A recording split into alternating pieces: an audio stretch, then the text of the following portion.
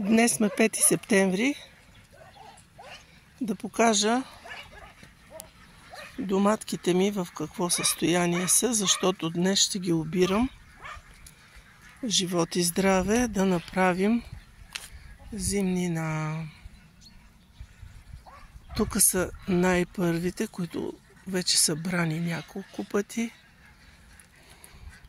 Тук са тези, които са малко по-късни. Тук са безколовите, ръгбито, пътладжаните, краставиците.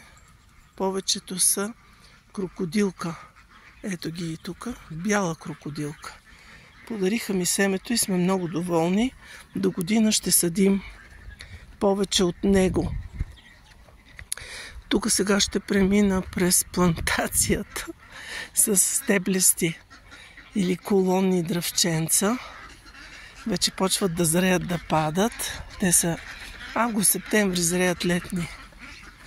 Тук са ми тиквичките. Най-я харесваме и тази, която е шарена. Шарена тиквичка.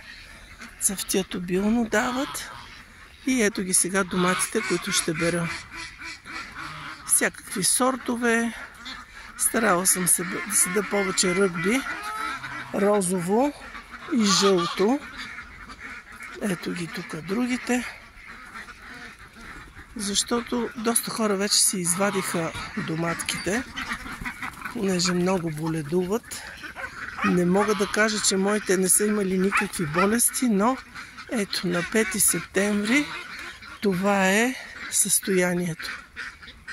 В крайна сметка не мога да се оплача. Има и за зимнина, имаше и за гости, има все още.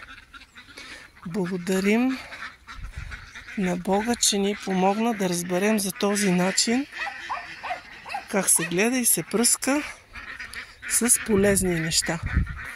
Всеки казва, аз не пръскам, аз пръскам, но пръскам полезни неща. Пръскам суроватка, мляко, йод, гранулин от ветеринарната аптека. И то съм пръскала допреди началото на август, може би ми беше последното пръскане. След това вече не съм пръскала, защото градусите стигнаха над 35. Тогава болестите не се развиват, така че нямаше нужда просто. Сега изобщо не съм пръскала. Целият месец изобщо не съм пръскала. И на места има тута абсолюта, си е снесла яйчицата. Има зелени доматки, които са с червече. Късам, хвърлям, смачквам и ще има и за мен. Това е.